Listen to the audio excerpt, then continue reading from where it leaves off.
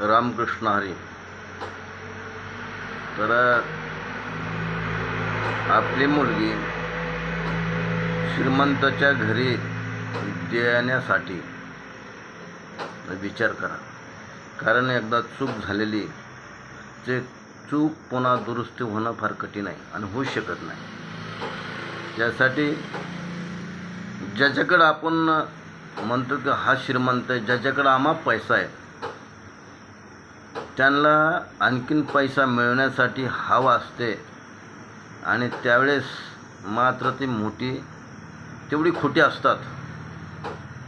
त्यासाठी मुलीच्या आईवडिलांनी पूर्णतः विचार केला पाहिजे की जावई असणारा आपल्यापेक्षाही त्याची श्रीमंती कमी असली पाहिजे.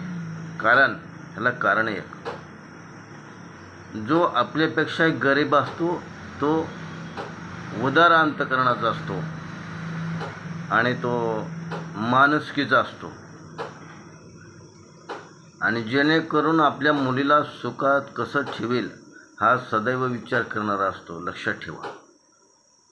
त्यासाठी हा ठीक आहे, मुलगा जिज्ञासू असला पाहिजे, कर्तृत्ववान असला पाहिजे आणि निर्व्यसनी असला पाहिजे, एवढी अट महत्त्वाची असते.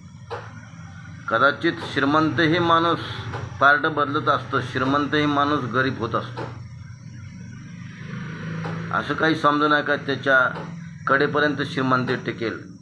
कारण का श्रीमंती मुलाला व्यसनाधीन असतात, त्यांच्या मनावर ताबा नसतो.